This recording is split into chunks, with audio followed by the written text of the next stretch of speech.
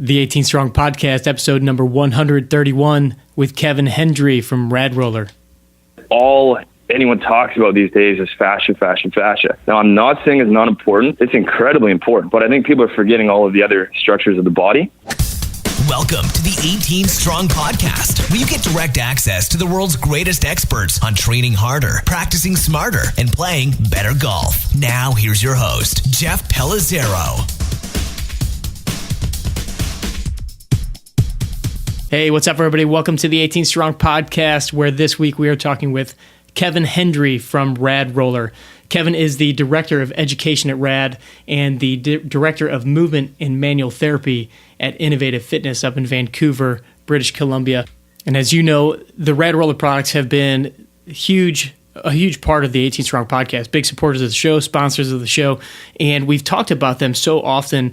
We've even had Nick Mueller on here, who is the head of the golf side of RAD Roller. But I wanted to bring Kevin on because Kevin is, he's the Director of Movement and Manual Therapy at Innovative Fitness. He's in osteopathy school, getting ready to finish up his degree in a couple of years there. And so he is really kind of the guy behind all the education platforms that RAD has out. And so I wanted to talk not just about the RAD Roller products, which we will get into, but about just myofascial techniques and soft tissue and foam rolling and all of that stuff in general, because it is such a huge piece of the puzzle when, talking about performance and fitness and our bodies and how you as a golfer can take some ownership of what's going on with your body. How do you use it properly to warm up for golf, or how do you use it properly to warm up for your workouts? What's the right way to use it? What's the wrong way to use it? So Kevin and I talk about all of these different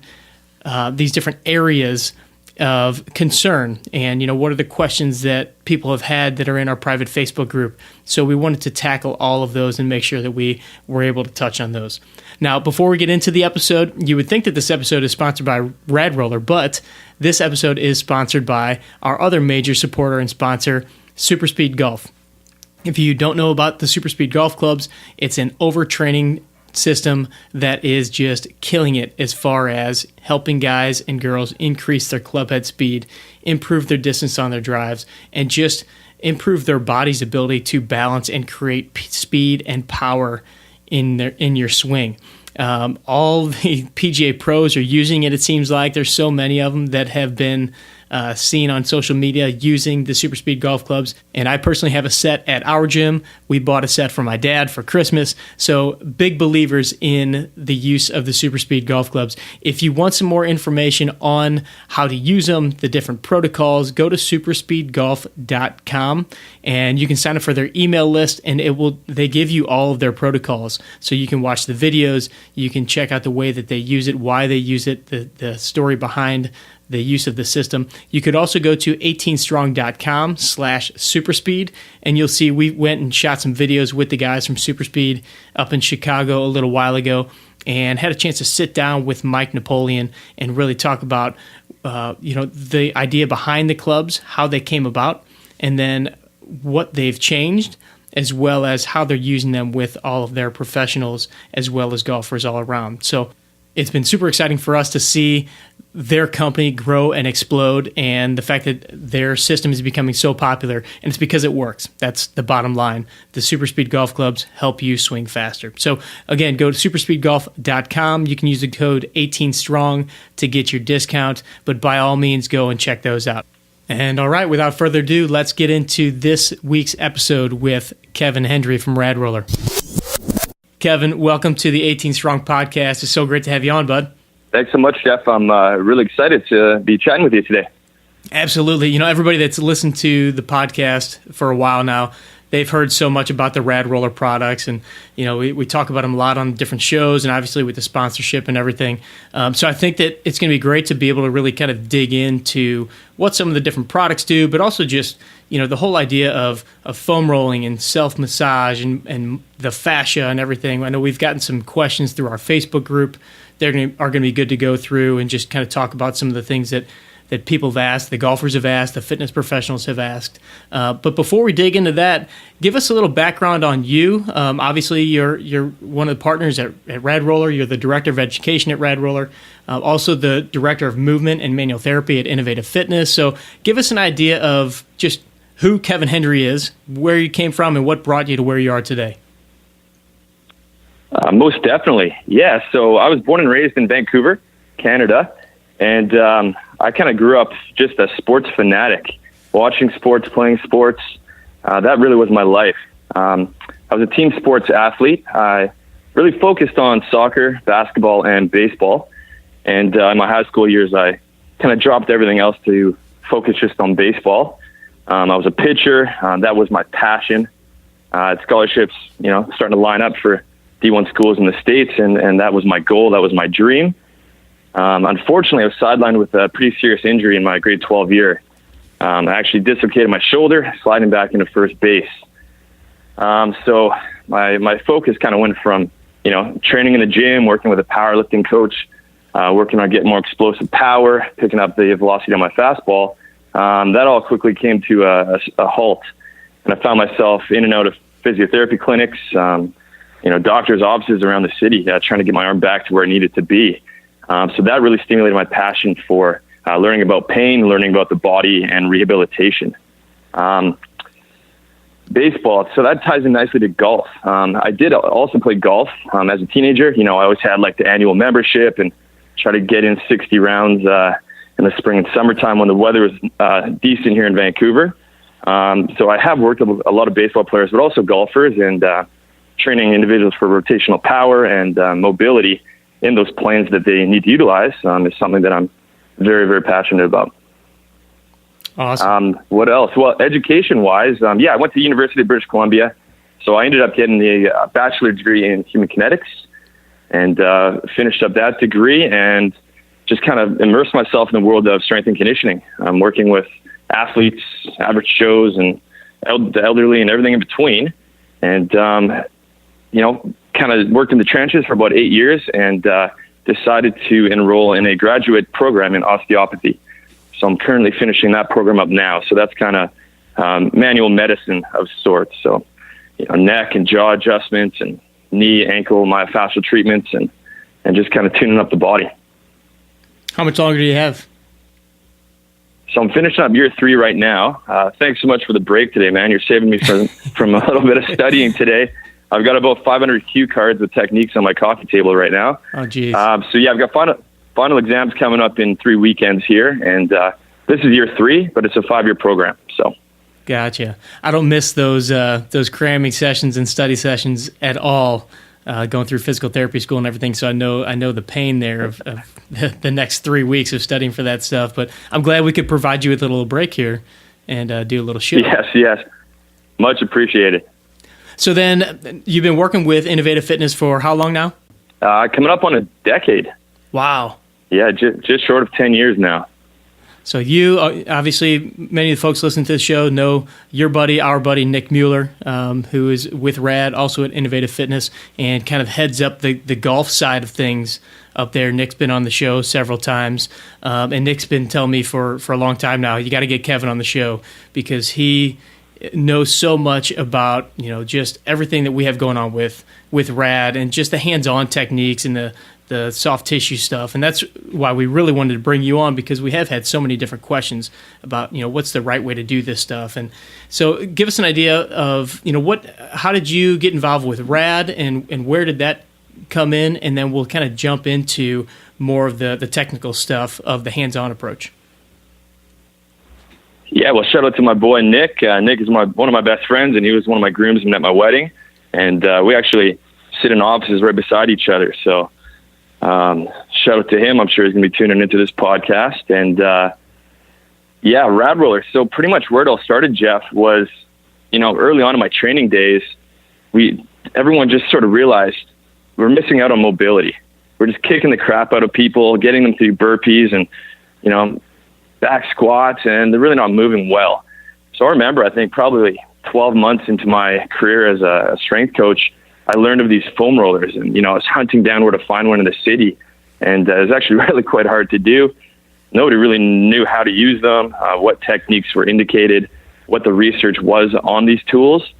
But we chipped away and, got people in warm up and cool down to use foam rollers.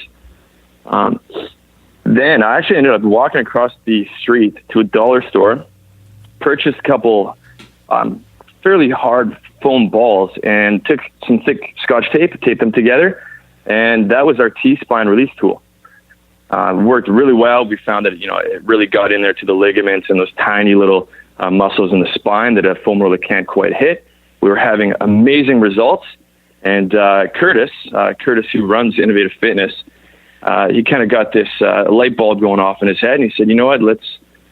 Instead of making these Bush League balls that are taped together and, every 2 weeks we've got to make a new set," he said, "Let's make a legit version of this." So we ended up, acquiring another partner who knew how to, make molds and dip different types of materials and whatnot, and just kind of played around and found that silicone was the best kind of finish, the best texture and density. And we came up with a product and kind of got that to the market and taught people how to use it. Fast forward about 3 years later, we partnered up with a company from Denver, Colorado called RAD Roller. And it turned out RAD Roller had a tool very, very similar, pretty much identical to what we had created.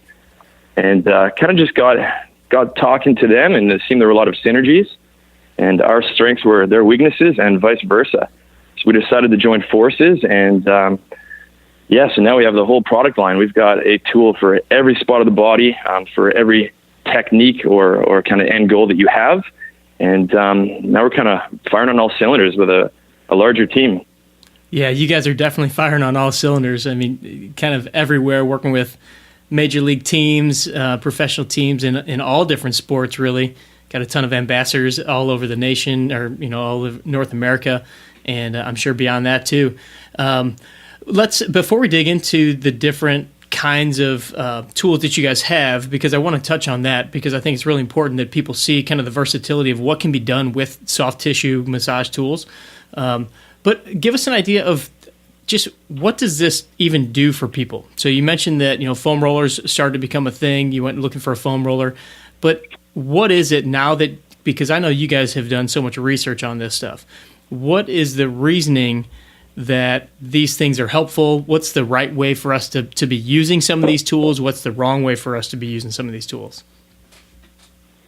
Yeah, that really is the operative question there, Jeff. So I pretty much spent the last 5 years trying to read every article, every textbook, reading every interview from surgeons and doctors and neurologists, trying to understand what is it about this stuff. Taking a tool, pressing it into the body, what does it do, and why does it seem to be so darn effective in helping people to move better, to feel better, and to perform better?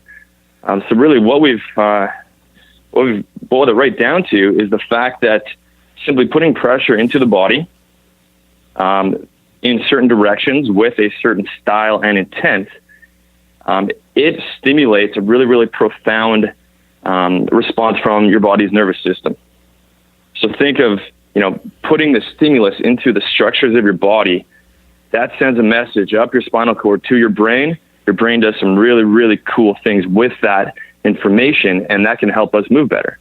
So let's say, for example, you're a golfer, and in your backswing, you just have no rotation. You can't twist, and you find all of a sudden now you're starting to shift.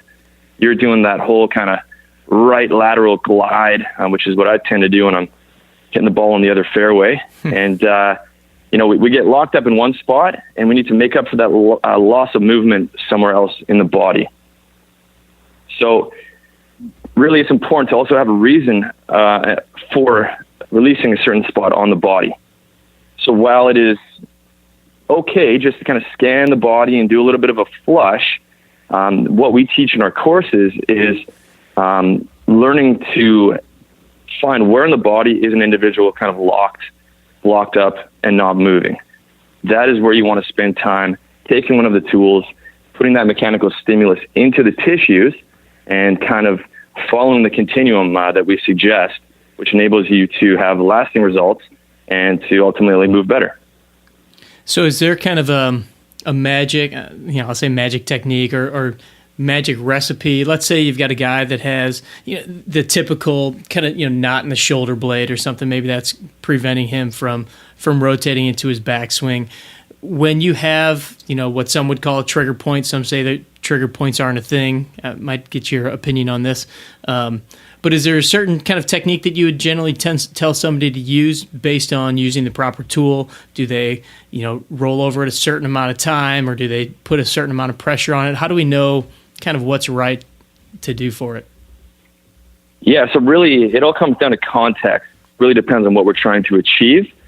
So if you are simply warming up before a round of golf and, let's say you're walking a pretty hilly course the day before, the calves are just jacked right up, they're really stiff, then you're going to want to do more of a flush. So if this is your first or second time trying this, we recommend going parallel to the fibers of the muscle, so just simply going up and down and doing about 30 to 60 strokes. Really, we don't have any solid data or research on that, how many strokes are indicated. I truly just think it always depends based on the individual at that given moment. After a few interventions, let's say it's like your third or fourth time doing it, your body is used to the stimulus, it's not quite as sensitive, then you can do more of a cross friction. So just kind of shearing that calf over the tool, and most people find that that's much more invasive, much more effective in the end. Now, if you're simply trying to work on like this knot or trigger point, as you mentioned, in between the shoulder blades, then I wouldn't do a flush. I would go to more just a point release. So that's a real common mistake I see a lot of people make in the golf fitness or just training world in general, is people are just going way too hard, way too fast. It's almost like they're at the pizza shop rolling out pizza dough. Yeah. They forget they're working on a human body here. It's pretty delicate, right? There's a lot going on in there. So really just taking that tool, if we're going to do the point release, you simply relax into the RAD Roller, for example, and you just want to make sure you're not clenching your body. You're aiming for a productive kind of pain. So we don't want a 10 out of 10 excruciating pain where you're out tensing up, gritting your teeth, holding your breath. Quite the contrary. You want like a 4 to 5 out of 10 maximum on the pain scale. It should feel productive. And we don't recommend time. I always learned with static stretching in university, every textbook said, hold 30 to 60 seconds. And it just seemed really arbitrary. And it turns out that was arbitrary. Mm-hmm. What we recommend now is actually going by breaths. Because what people do when they're uncomfortable, they hold their breath. So by forcing people to take 10 deep breaths in and out, that kind of diaphragmatic belly breathing, filling up the lungs entirely, we recommend 10 breaths at each spot, and that's how you know when you're done at that given location. Now, the third technique we teach is, a little bit more higher level, requires a little bit more technical skill, but it's compress, shear, and lengthen. So I don't know if any listeners are familiar with ART, the chiropractors will perform. I suppose it looks fairly similar to that, but what we're going to do is take a tool, we're going to pin a location on the body. Let's say we're working on the hips, we're working on the hip flexor. So we're going to take a tool like the helix, we're going to pin, but we're going to point our toes down. So that's called plantar flexion. And so that's going to lengthen the tissues in front. And then we're going to shear by kind of gliding our body side to side and across. And what's incredible is it just feels night and day different from doing that simple flush up and down. And what that technique is going to do is actually get the different layers of tissue in the body to start to glide relative to each other. So when people lack mobility, they feel stiff, they have some pain and discomfort, they lack range of motion, all these different layers kind of get glued together. And that's a big problem. Those layers should be able to glide with their neighbors. And that's what that kind of pin, shear, lengthen technique will do. Can you give us a little bit of detail on, the term fascia is used so much, and I'm pretty sure we talked with Nick a little bit about this too, but just to kind of reiterate, give us a bit of a definition of what fascia actually is, and then when we are doing some of these compress and shearing techniques, what literally happens to that tissue under the surface of our skin, and how long-term is this, or is this something that we need to then kind of follow up with other techniques in order to maintain what we've just accomplished with these tools? Yeah, fascia. I mean, what a buzzword. Well, first off, I might rustle some jimmies here with this comment, but I am going to go out there and say I think fascia is a little bit, blown out of proportion. Like the pendulum is swung a little bit too far, where that is all anyone talks about these days is fascia, fascia, fascia. Now, I'm not saying it's not important. It's incredibly important. But I think people are forgetting all of the other structures of the body. Mm-hmm. So, back to my university days, the textbooks only had the skeleton, the nerves, the blood vessels, muscles, and fascia was entirely left out. So I think it's a very good thing that it's been brought to our attention that this connective tissue that pretty much encases everything is incredibly important. You're asking for kind of a definition of what it is. Well, it's connective tissue, primarily made of collagen. So it's beneath the skin. It attaches, it stabilizes, separates muscles and all the internal organs. It's really kind of adaptable.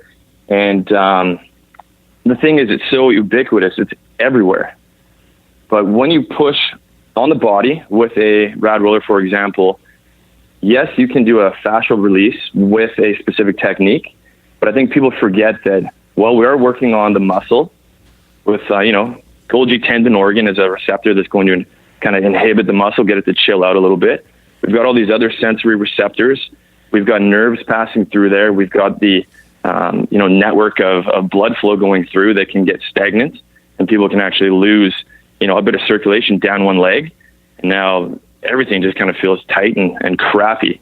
So, one of my instructors in osteopathic program has said the same thing. He kind of thinks it's curious how there's this World Fascia Congress because, fascia is incredibly important, but it's ubiquitous, it's everywhere. And now it's almost like we've kind of forgotten how important muscles are. Well, what about ligaments? What about joints? Do you know how important it is to assess a joint and make sure that it has, full range of motion and circumduction and whatnot? So fascial release, important. I do it. We recommend it, but it really is just a small part of a big picture. Yeah, there definitely has been a huge swing to the fascia momentum, and you're right, it has become such a buzzword that's kind of what a lot of people tend to focus most on now when they talk about these different things. But I mean, there's a lot of tissue under that skin that we're also affecting: nerves, muscles, like you said, vessels, all of that. So when we do, when we're doing some of these compression and shearing techniques and things like that, and what's the main objective when, let's say, you've got a tight muscle, let me back up. Let's say just for warming up purposes, more so. Guy needs to go to the golf course or before his workout, and he's going to do some sort of rolling technique. What is he actually doing? What's the intent of getting on the foam roller, the RAD rounds, the different balls that you have? And is it best to do a little warm-up before you get on these tools, or is it best to get on these tools first and then do like your dynamic warm-up? Yeah, I just realized I kind of missed the second part of your question before. So what we recommend is most definitely get on the tools before a round of golf, before a workout. But you need to know where you're restricted. So some people have a hip that's hypermobile, meaning it's almost too loose, yet it can feel stiff. Well, it's not a good idea to further loosen up that hip by doing the myofascial release. So make sure that you are targeting spots that are, in fact, really kind of lacking range of motion. And in terms of order of operation, start with the release. Now, ideally, if you have access to a locker room at the golf course, you'd want to do it right before you head out for your round. But if you simply do it at home before you leave, let's say you hop in the car, you have a 30-minute drive to the course, not a big deal. That is much better than not doing anything at all. What we want to do is the myofascial release with the tools, but we're not done yet. Some research has, unfortunately or fortunately, I'm completely impartial on this actually, research has shown that the results of myofascial release can last as little as 10 minutes, which is quite shocking. And you'll hear some people kind of shoot down foam rolling and self-myofascial release with that one study. And, my ears kind of perked up and I went, oh man, really? That's interesting. Well, what do we do about that?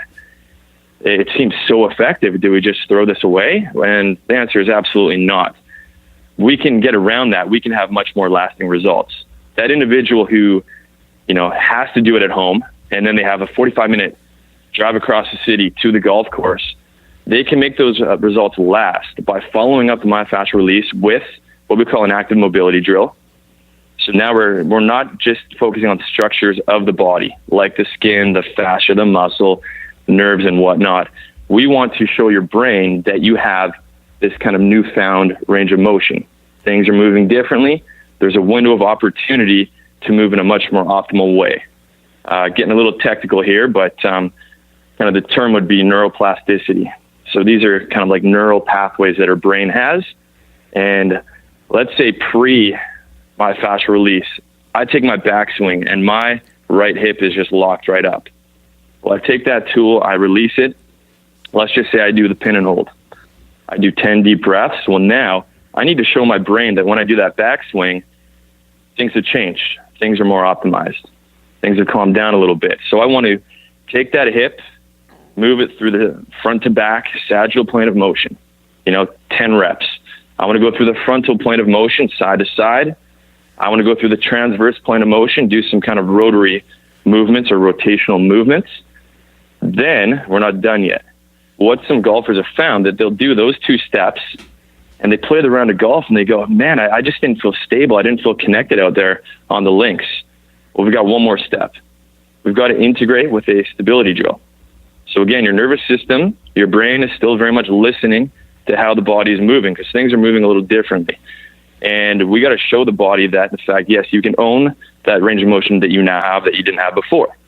So this is when we're going to do stuff like a single leg glute bridge or, just kind of these general hip activation drills. And we go into depth in our courses of what exact drills we recommend. But that's the secret sauce. It's doing those 3 steps and riding that continuum, not just doing the release and calling it a day.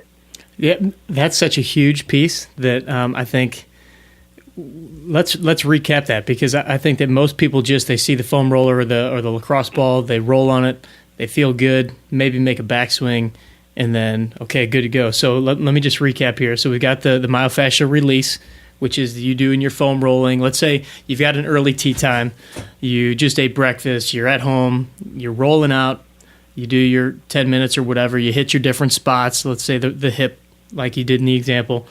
So you do that, then you have to do some sort of active mobility drill, which you said is maybe, some leg swings or just kind of taking the hip through that range of motion.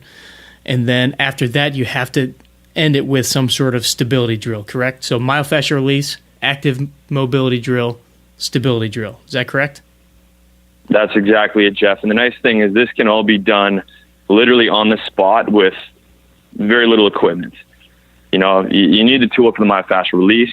The active mobility drill can be assisted with bands and whatnot, but you don't even need that. And the stability drill, typically we start with body weight exercises. So you can do this in your living room or on the driving range bay without any tools. It's not as though you need to go to the gym and grab some heavy weights. It's just putting your body in a novel, challenging position and forcing it to stabilize so that it does kind of integrate and those results, kind of stick and last. That's such great advice, because I know that I've had so many people ask me, like, okay, if I warm up at home, is that even beneficial if I have to drive a little bit? So you just answered that question, which is phenomenal. To do that stuff at home, get your active mobility in, get your stability drill in. That'll let you get to the course. Then you can still do a little bit more of a dynamic warm up, run through your regular routine, and you'll be way, way better off. Excellent stuff. All right, let's see. So I want to ask just about some specifics regarding who this is for, who it's not for. Are there any contraindications to doing foam rolling or using the ball on certain spots for any particular individuals or demographics? Yeah, that's a really important point. Safety first, fun second. So we've got to get those kind of red flags out of the way. Before anyone's going to use these tools, we need to make sure that you're not pushing on a broken bone. Let's say someone went for a run. They unfortunately acquired a stress fracture, one of the bones in their leg, and maybe the muscles in the region are really, really tight. Well, it's not going to be a good idea to go to town just, releasing the crap out of them. So you want to make sure that there's no broken bones. We don't want to put pressure onto that. The RAD Roller is such a phenomenal tool for opening up your thorax, which is arguably, but I'm going to say it is the most important part of your body to open up and to make sure that it has optimal range of motion. RAD Roller, you want to line your back, your spine's in the middle of the two balls, and we're going to just free up those vertebrae. When we're locked up there, it's going to force your low back to move more than it should. And now people are saying, man, I played a tournament, my low back's killing me. Well, the side of pain isn't always the issue. Mm-hmm. It's kind of it's the victim, the criminal, it's the neighbor. Excuse me. It's the neighbor next door. The thorax is locked right up. So yeah, you're going to want to make sure that if your thorax is not moving well, you want to optimize that. And what do you say, Kev, to, I think that some people almost take some of this stuff to the extreme where they then, they'll feel an area of pain and they're like, oh, I just got to roll it out. I got to roll it out. But sometimes that's not necessarily the actual root of the problem. How do we distinguish between, if the foam roller or the massage tool is going to help, or if we need to do something different and actually find a different root of the problem? Yeah. So again, it really comes down to the assessment and making sure that in fact the individual does lack mobility at that site, where the layers of tissue, the joint are not moving well. Often people have a lot of pain in their hip, for example. One woman comes to mind. She comes to see me once a week and she's going, my hip is absolutely killing me. It's so stiff and tight. I can just tell the fascia's tight. Okay, line your back, please. Get her down on the treatment table. I check her hip flexion. Unbelievable. Like it's knee up to her chin. I test internal and external rotation of the hip. Hypermobile, pretty much double the range we would be looking for. And I'm going, you know what? You don't have a mobility problem. I don't want to get in there and mobilize your hip or your pelvis any further because you actually lack stability. Off to the training floor we go, and you need a very different intervention. Mm-hmm. So I think it's important to get assessed. People say if you're not assessing, you're guessing. So just go visit a physiotherapist. Go see, a clinician of any sort is really good at what they do. And even if it's just 1 hour, get assessed, get that plan of attack, and then you can make sure all these red flags are kind of ruled out. Back to that initial question, Jeff, of kind of contraindications or red flags, and back to the RAD Roller. The one condition people need to look out for if they're going to use this product in their back is if they have something called spondylolisthesis. And this is where one of the vertebrae is kind of shifted inward inside the body. And you're not going to want to put pressure on that. It's quite a rare condition. And most people who have it should be aware of it. Their doctor at some point would have pointed that out. But that really is the one time you're not going to want to use this on your back. If you're extremely stiff, you lie on your back and you get a pop, you kind of get that self-adjustment. Well, that's a very good thing. That's called a cavitation. That was a release of the synovial fluid in the joint. And, you just saved yourself $50 or whatever it is for a treatment from a clinician.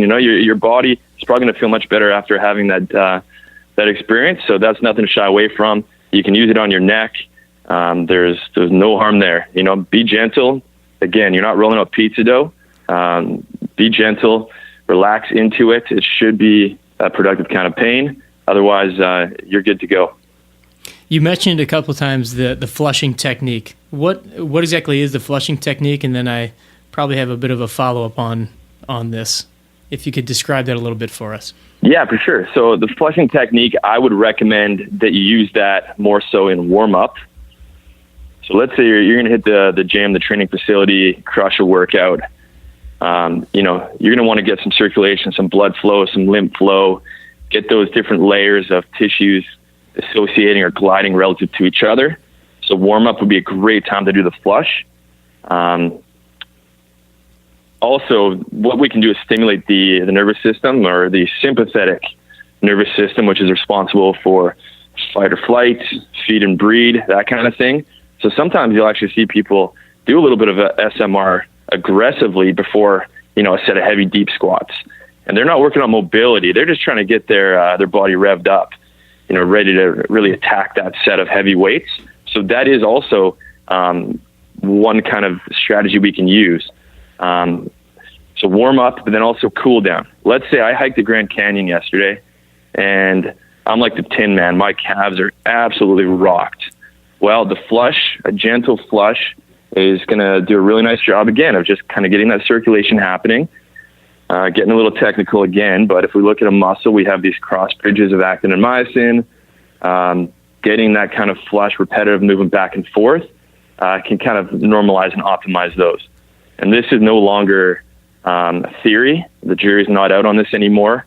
I've got about 150 citations of articles that have been put out over the last couple of years that demonstrate this stuff. And highly, highly recommend that everyone check out a video you can see on YouTube. It's called Strolling Under the Skin by Dr. Gumberto.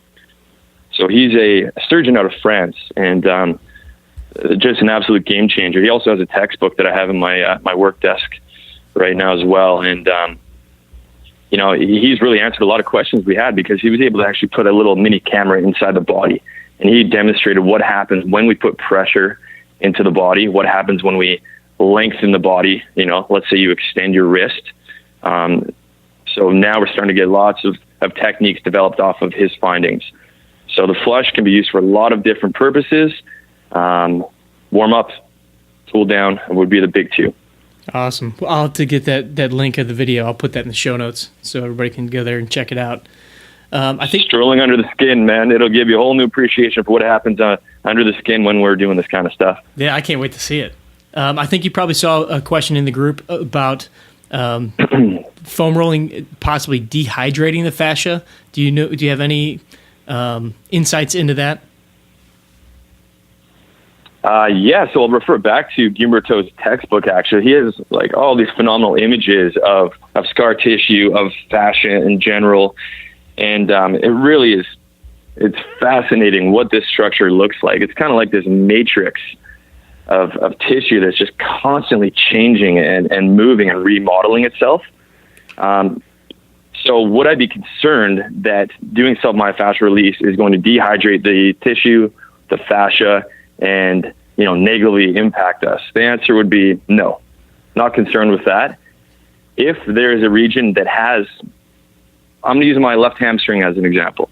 I tore my left hamstring, 6 years ago in a baseball game, and it was a grade 1 strain, not too severe, but that muscle kind of gets balled up and knotted and kind of little micro tears. Well, I want to do a flush. I got to get that tissue kind of back to as close as normal as possible. So when I put pressure into the scar tissue, yes, I'm going to move fluids. Yes, I'm kind of pushing fluids out of the tissue, but it's not just going to leak out and go away. It's going to be redistributed throughout your body. I'm actually going to suggest that momentary dehydration, I believe research shows it lasts about 20 to 30 minutes. That dehydration is beneficial because we're moving these tiny little structures, these little pockets in the fascia. We're changing them. We're kind of getting them unbundled or unglued together. Now, again, riding that continuum, we don't just stop with a release technique. Now we've got to show the brain things are moving a little differently. Mm-hmm. So now we have this window of opportunity where you're moving differently, and you're probably moving with more ease, with more range of motion. And let's say you're doing my hamstring, I'm doing some leg swings front to back. Okay, my brain's going, wow, this feels different. We like this. There's some really cool kind of chemical processes happening. And, after, say, 30 minutes, that fluid will rush back into the fascia. No harm done. It's been nothing but beneficial. So I would have absolutely no issues with dehydration becoming a problem. That said, when you are getting body work done from a clinician or doing a lot of SMR, myofascial release on your own, I would recommend drinking a ton of water. But yeah, not a big concern. Excellent. And then is there a certain depth that we can reach in the tissue using these different tools, or does that even have a real effect? Yeah, a study by Driscoll in 2011, I believe out of Montreal, truly showed that less is more. a lot of people really like deep tissue massage, myself included. Some of the best massages I've ever had were on the beach in Thailand, where I had, a woman friggin' walking along my back, and it was awesome. I loved it. It worked, but research has showed that it's not harder the better, deeper the better.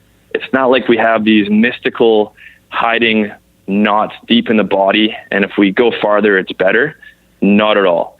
What they've found is that if you have actually lighter contact, and then you do this kind of shearing, like we talked about that compress, shear, and lengthen. If you do that, it's very, very subtle. That is what gets these different layers gliding relative to each other. So the skin, the fat, the fascia, the muscle, ligaments, right down to the bone. Less is more. So time and place for deep tissue. If you're just getting a relaxation massage, you find it feels good, you have a good response, then go for it. Time and place for that. But when it comes to the SMR tools, and I think a lot of people will be quite happy to hear that, because, if you give a release technique to a 65-year-old gentleman on his quads for the first time, and he's going, you've got to be kidding me. That is like an 11 out of 10 pain. I'm not going to do that for homework. Why would I inflict pain on myself like that? Well, the good news is it doesn't have to be like that. Less is more, be quite gentle, and that is actually going to have a much more positive effect on the body. Yeah, I think a lot of people will be happy to hear that. I know I've had several guys get on the foam roller in front of me, and they're like, oh, there's no way this can possibly be good for me. This is like waterboarding. I've heard the exact same thing. Well, yeah, so that's good to know that even, just kind of the lighter, as long as you're getting to the spot using the proper techniques, that it doesn't have to be that brutally painful pressure. So let's talk a little bit about the different products that you guys have, and especially some of the areas that are most beneficial for the golfers, because I know that you guys, and especially Nick, are working on the golf certification, using the products specifically for golfers and fitness instructors working with golfers. If you could just kind of go through briefly some of the different products that you have and how they've been best used in order to help facilitate a good golf swing. Yeah, most definitely. So we talked about for golfers the big three areas that seem to be problematic for most people at one point or another. And that would be your thorax, or your thoracic spine, your mid-back. So important for your backswing. This region of your body is designed to be very mobile. It should have lots of flexion, extension, and rotation. Because of our lifestyles, because of our society, we lose that. We have gravity weighing down on us. We sit a lot, we carry objects a lot, and that gets locked up. So the first tool would be the RAD Roller. Is designed specifically for that part of the body. It can be used for the neck, the low back as well. It can be used for the hips. It's probably your most versatile tool, but really where it shines is for the spine. And we have 3 different densities for that one. We have the original, which is the blue one. We've got a more dense version, which is the black, and green is a little bit softer as well. So if you have an individual who really has some mobility impairments, like they can't tolerate it, I would go for the softer density. And RAD Roller, that one, if you're going to purchase one product, that would probably be my suggestion. Also got the RAD Rod, so that is phenomenal for flushing. That's one where you can hit the calves. Number 2 for a big 3 would be the ankles. So crucial for backswing. As you go in your backswing, we're getting tibial torsion, we're kind of rotating at the knee. Just ask Tiger Woods about that after a few surgeries, right? Yeah, for sure. And the RAD Rod is phenomenal, just for flushing those calves, kind of the soleus, where the Achilles is, and making sure those ankle ligaments are nice and loose and mobile, allowing you to kind of get that range of motion in the backswing and the follow through that you're looking for. Also, we've got the Helix. So that is our answer to the foam roller. So it's nice and low profile. It's not too high. It's contoured. It has ridges that are designed to kind of grab the skin, so that when you lay on it, you can contact, you can kind of twist your body and shear across it. And those ridges in the tool will actually kind of grab. Back to research of what is most effective. Well, we're trying to get gliding of tissues. We're not just squishing and pushing as hard as we can. And we've got the RAD Rounds. those are also phenomenal, just for more of those hard to reach spots. So your hands, your arches of your feet, forearms, heck, even up to your jaw, kind of those tight little spots where, little muscles get locked up and they're harder to hit with the bigger products. I love using those RAD rounds, especially for the feet. I mean, when I started rolling out my feet, that was like a life-changing moment to feel the difference of what it felt like immediately after rolling around on that a little bit and then stepping down barefooted on hard ground. It was kind of crazy how different my foot felt. Oh, man, game changer. Yeah, I would recommend people use that. If you do a bit of office work or you're at home on the computer catching up on emails, slip those shoes off, put a RAD round under the foot, and roll those arches out. It's just phenomenal. And what do we miss, man? I missed number three. Big three would be the number three would be the hips. It's all in the hips. So, most people get locked up again, repetitive stress. We sit a lot. Most people have had past injuries sometime throughout their lifetime that is still causing them a bit of grief today. And those rounds are just phenomenal for hitting the deep rotators of the hip, especially. That's one of those techniques and locations I think pretty much 100 out of 100 people need to be doing. These little tiny rotators, often they're asked to work harder than they should. When the prime movers of the hip, like the glute maximus, those big butt muscles, when they're not pulling their weight, those little guys, the little rotators, are going to clamp down, and now they're no longer a postural muscle that go on and off as needed. They're just permanently locked and loaded, and that can really kind of restrict our hip movement, which is obviously a big, big problem for the golf swing. Do you guys have some educational videos for the golfer? I know we're going to talk about your RAD courses in a second, but and I know you guys are coming out with content constantly. Do you guys have some videos that we could maybe pop into the show notes or that are eventually coming out that we can throw in once they do? Yeah, most definitely. So on radroller.com, we do have some user guides that are really, really helpful. We just kind of got some simple avatar type images of an individual kind of using the different tools in various positions. So, people will get a lot of info out of that, but also just on YouTube, hit up RAD Roller and follow that up with the body part you're looking for. So say RAD Roller feet or hips, and you should be able to find some content on there as well. Sweet. Yeah, we'll get all that linked up for sure. Perfect. One other thing I wanted to talk to you before we get into our closing out questions here is the fact that you guys are doing these educational platforms, these courses, which hopefully we'll have one here in St. Louis in the near future. But the mission behind RAD Roller is something that I love, because it's not just a tool that you're kind of putting out to the public and just saying, here, buy the foam roller, but you want to reach the individuals like myself and the other fitness professionals. Give us kind of a little idea of what the courses are, who they're for, and then maybe how we can get in touch with you guys about either setting up a course or attending a course.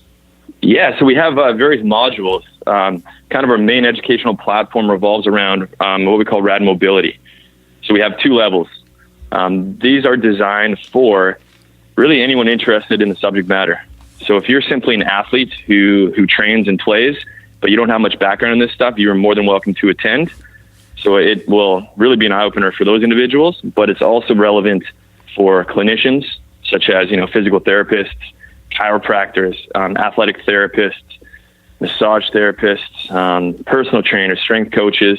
We really wanted it to be all-encompassing, so it's not just for one segment of healthcare or fitness. It really is for everyone. So level one, RAD Mobility level one, is a 4-hour course. It's kind of self-myofascial release 101. So it's the tools, the techniques, the theory. We show you a scan of the whole body. We get everyone to experience all of these techniques we're talking about. Level 2 is a 2-day course. Really, really comprehensive. We go over an assessment called the Nimble 9, and then we kind of back to that continuum we talked about, Jeff, where we do the release, we do the active mobilization, we do the stability drill. We take the group through that for every single region of the body. Sweet. It's our goal to not only have theory, we want it to be very practical so that people can go and implement it, the next day. So that's RM1, RM2. And we also have a yoga module for those interested in that. I'll leave that for today. But our boy Nick Mueller, he's the director of golf education. So he's been seeing some incredible results with the golfers he's been working with. He's working with a handful of guys on the web.com tour, and they've been top of the leaderboard, and they're moving well, swinging better than ever, and just absolutely loving some of these techniques and strategies for, just making sure they're moving well and striking the ball hard, effortlessly. So that is going to be a one-day course put on by Nick. And, he definitely brings the energy. He brings the passion. He plays golf really well himself. He knows the world of strength and conditioning, and then he also knows mobility. So you kind of get the total package. He's going to be able to, take anyone in attendance, really show them next level type content and really enhance their skill set for how to be a better golfer or how to train or treat golfers more effectively. Very cool. Yeah, that's awesome. I didn't realize that the RAD mobility courses were kind of for everybody. I just kind of assumed it was for the clinicians, but makes a lot of sense that you'd be teaching a lot of the end consumers that are going to be using it at home too. I love that. Yeah, everyone's welcome. And I mean, if some of this content's over their head, well, that's cool. They can just kind of hang out and come along for the ride. Yeah, there you go. That's what I was looking for. I was trying to be nice. Yeah. No, it's I think it's an important thing because it's there's more to it than just jumping on and rolling around. So to get these people in there, and then again, they become ambassadors that spread the word too, which I think is phenomenal. All right, buddy, we got a couple closing questions for you, which I think you probably know are coming. But first one is by far the most popular: Caddyshack or Happy Gilmore? Oh, I love it, man. I'm so torn on this. I got to start by saying Caddyshack.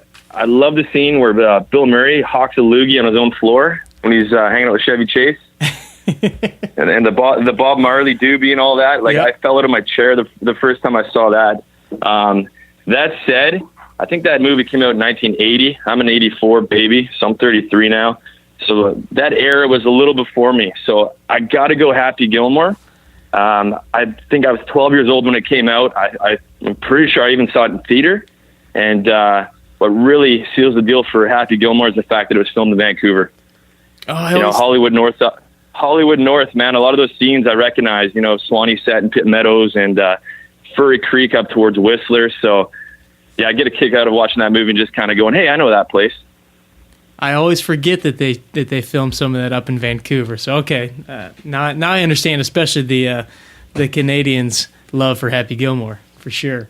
What's winning that battle right now, if you don't mind me asking? You know what? I gotta say, I haven't done an official tally. When we just posted it on Instagram, it was a landslide, Caddyshack. But I know that we've had quite a few Happy Gilmore fans on the show itself. So it's I'd still say Caddyshack's probably winning. I think the golf purists are leaning more towards Caddyshack. So we'll see. We'll see the demographic as it continues to grow.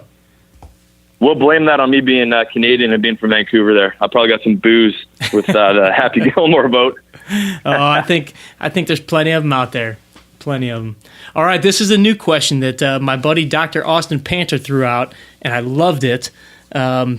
What would be your walk-up song if they played, like, in the stadium at a baseball game, if they played a walk-up song when you're walking to the first tee box? What's your song? Oh, Jeff, what a great question. I've had this debate with friends for years. We always said if we were a UFC fighter walking up to the cage for a fight, it's like, do you go aggressive? Do you go something really, really hard and aggressive? Or do you go something ridiculous, like, I don't know, just like a love song or sultry slow jams? Right. But you know what, man? I've got two different selections, and it depends on how my golf game is going. Now, I'm a baseball player, so, club head speed, rotational power is no issue. But where I get in trouble is I'm on the wrong fairway. So if I got to slow the swing down a little bit, I'm going too short, getting it. Nice. And I'm taking a page out of Jacoby Ellsbury's book here, because I saw a game at Yankee Stadium last season, and Ellsbury rolls up to the dish. It's a too short, getting it. So that would be the one to slow down the backswing a little bit if I'm playing crappy. But if I'm striping the ball and playing real well, I need to get a little aggressive. We're going to go Walk by Pantera. Ooh, that's good tough. Guitar riff, real hard and greasy. There we go. I love it, man. I love it. Great answer for the inaugural question. I love that. A little Too Short and Pantera. That's quite a mix. All right. If you could play 18 holes with anybody, past, present, or future, who would it be? Where would you play?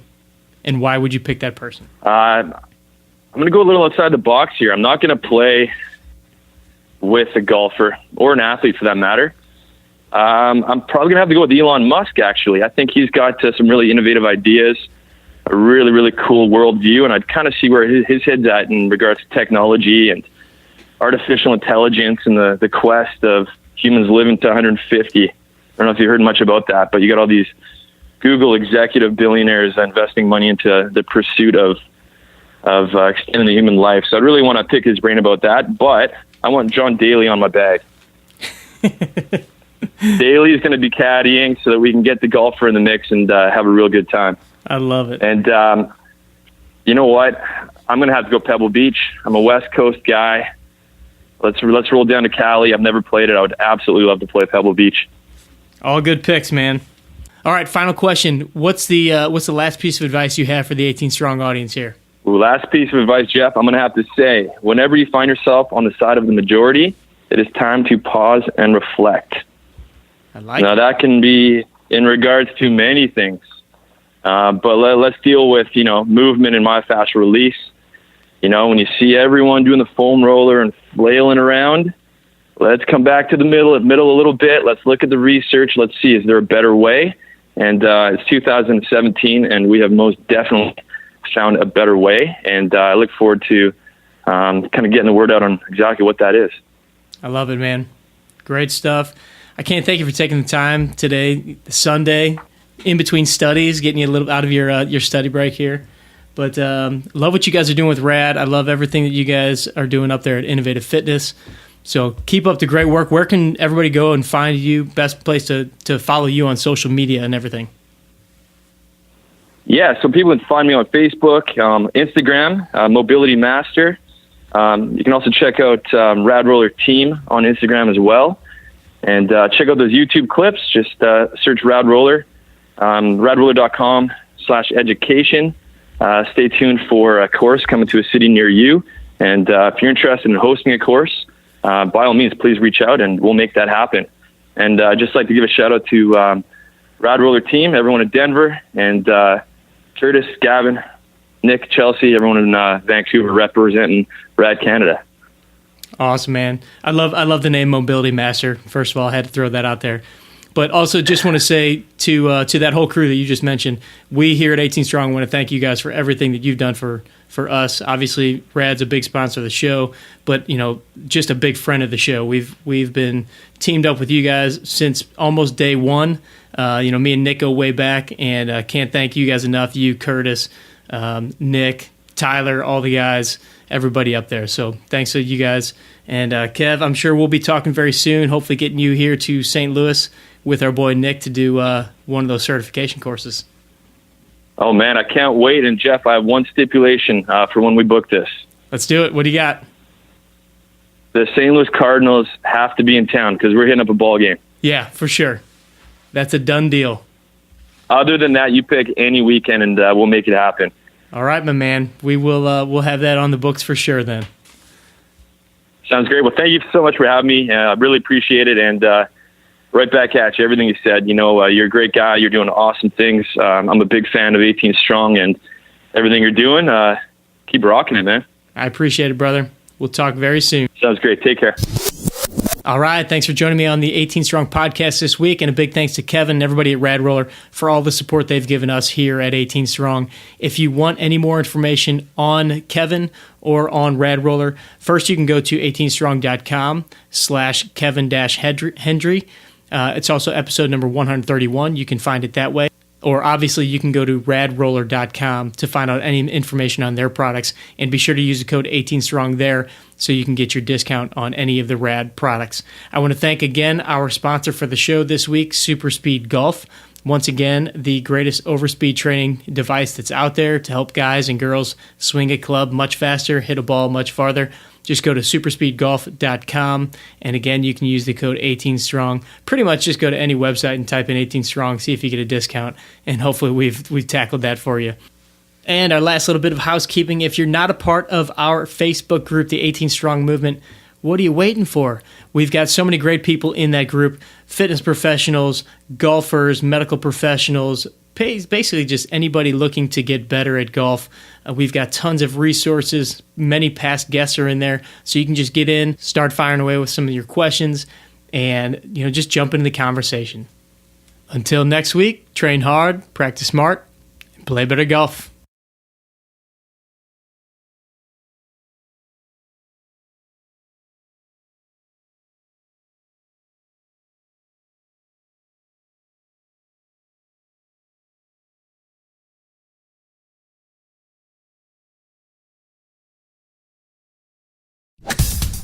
Thanks for listening to the 18 Strong podcast at www.18strong.com. And remember, train hard, practice smart, and play better golf.